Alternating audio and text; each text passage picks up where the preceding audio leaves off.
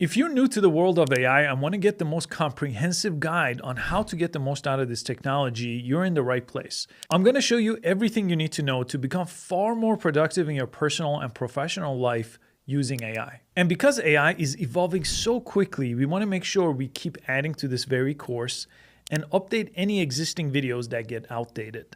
And we want to make sure this way you have the grasp on the latest AI tools, and that way you could use them in the most efficient way and always up to date. So this course is all about generative AI. So what is generative AI? Well, it refers to a category of artificial intelligence that could basically generate something new. Some of the things it could generate, for example, are just text output. So it could just output words, it could output images, it could do music and videos, all types of different creative outputs. So the word generative comes from the concept of these systems that basically produce or generate outputs on their own with the user's input. So we're going to talk all about the input side, or what we need to give to these type of models. And to put it in the simplest way, in a one sentence structure, it's basically artificial intelligence that could create new content. Now, the way it does this though is with years of training that these type of models have to go through. So some of the biggest companies like Google, Meta that owns Facebook, Adobe, OpenAI, the company behind ChatGPT, they basically take a large set of data and they feed it to these models and they train these models over time. Sometimes it takes several months. Sometimes in the case of OpenAI, it takes many years.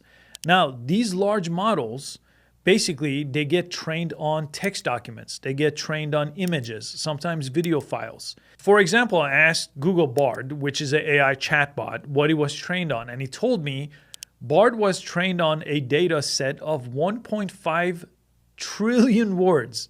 The data set was collected from a ton of different sources. Some were public sources, like on the websites that it crawled. Some were just internal data that only Google had access to. Some were third-party resources that they got permission to use for their training. And it gets way more technical than that, but that gives you a big picture overview of what generative AI models are and how they work. And in this course, we'll look at a wide variety of generative AI tools. We'll dive deeper into some. Some are going to be introductions, so you could dive deeper with other courses that we have. And this way you get the most out of all of generative AI, especially the most useful products that are out there right now. Let me show you inside of the course and show you exactly how it's organized. On the bottom of this video, and if you're watching it on mobile, if you slide down, you're going to see the different section, and inside of this section, the videos are organized in order. So first, we're going to look at generative AI. We're going to look at things like ChatGPT, and then we're going to dive in deeper into prompt engineering in the second section. And all these are going to be in order, so they will autoplay as soon as one finishes and another one will start playing, or you could just choose the one you want from here and then continue from here. Then we're going to look at turning text into images. Midjourney is the most powerful platform for that. In the very next video, I'll give you a more detailed overview of what all these tools are. I just want to show you how the course is organized. You'll see other sections for text-to-image alternatives. And then we'll look at image editing. That's section 5. Section 6 is all about design. We'll look at video AI with some of the leading tools in that world, talking avatars and audio AI, and then we'll go ahead and wrap up the course. And I'll add some resources here on where to go from here, because we do have lots of different courses and you have a subscription to everything for one price. So you could access all of it. So all our other dedicated courses are also available when you finish up over here. Anything related to the course is going to be down here.